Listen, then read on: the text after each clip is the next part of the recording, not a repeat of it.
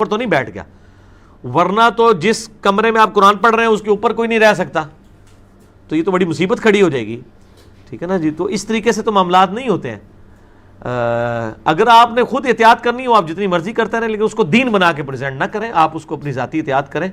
وہ کہا کرتے تھے کہ میں آج بھی شاید کہتے ہوں کہ جی میں وہ ایک ان کی ویڈیو آئی کہ وہ جو ہے وہ مطلب ایک گرینری والے پورشن تھا، تو ادھر ایک کھڑے ہیں تو وہ پیچھے جا کے یوں کھڑے ہو گئے ہیں اور وہ کہتے ہیں باپا جانی آپ آگے کیوں نہیں آ رہے؟ انہوں نے کہا جی گنبد کا رنگ سبز ہے تو یہ گھاس بھی سبز ہے تو اس میں پاؤں نہیں رکھ سکتا. تو سارے ہیں سبحان اللہ کتنا بڑا عاشق رسول ہے. تو اسی عاشق رسول سے پوچھیں کہ آپ کی جوتی کا جو تلوا کالے رنگ کا ہے اور آپ کی جرابوں کا کلر جو کالا ہے، تو غلاف کعبہ کالا نہیں ہے، تو کعبے کو تو آپ نے پاؤں کے نیچے روندا ہوا ہے. پھر یہ علم الکلام پھکی اور الزامی جواب ہے. یہ اس طریقے سے کوئی معاملات ہوں گے میرے بھائی. گنبد خضرا کا جو کلر گرین ہے، پہلی بات ہے وہ نبی علیہ السلام نے تو گنبد خضرا پہ نہیں بنوایا، آپ نے بھی خود لکھا ہے، خدا اعلیٰ حضرت نے لکھا ہے کہ 668 ہجری میں رکھا گیا ہے. نبی علیہ السلام کی مخالفت پہ 650 سال کے بعد یہ کام ہوا ہے. حالانکہ گنبد کی ٹیکنالوجی قبل از مسیح تھی، کسی صحابی تابعی تبع تابعی نے کام نہیں کیا. حالانکہ تابعین کے دور میں قبۃ الصخرہ بن چکا تھا، ڈوم آف دا راک، وہ جو گولڈن ڈوم ہے، لیکن کسی نے نبی علیہ السلام کی قبر مبارک کے اوپر گنبد نہیں رکھوایا. مسئلہ نمبر 27 میرا اس حوالے سے ریکارڈڈ ہے، جسے شوق ہے گنبد خضرا مسجد نبوی مزارات کے اوپر دیکھ سکتا ہے.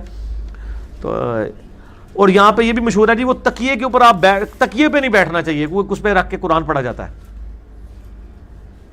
ٹھیک ہے.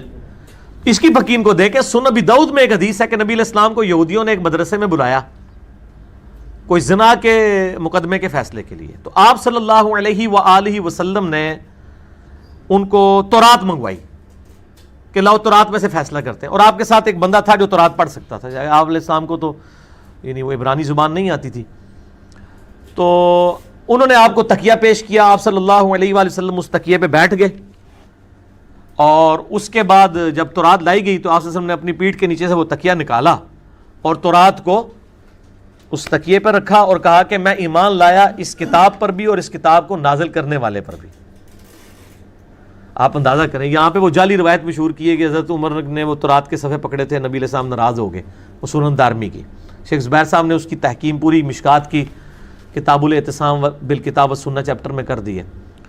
تو قرآن تو بار بار کہتا ہے فَأْتُوا بِالتَّوْرَاةِ، لاؤ تورات پڑھو، اس میں کہاں یہ لکھا ہوا ہے جو تم شریعت کے احکامات پیش کر رہے ہو. تورات تبدیلی کے باوجود اس میں توحید آج بھی الحمدللہ بڑی اچھی فارم میں موجود ہے. ظاہر آپ یہود و نصارہ کو دعوت کیسے دیں گے؟ تو نبی علیہ السلام نے اس تورات میں سے فیصلہ کیا. انہوں نے وہ تورات کے چند اس حصے کے اوپر جب ہاتھ رکھ لیا، وہ ہاتھ اٹھائے گئے تو نیچے وہی سزا لکھی ہوئی تھی رجم والی.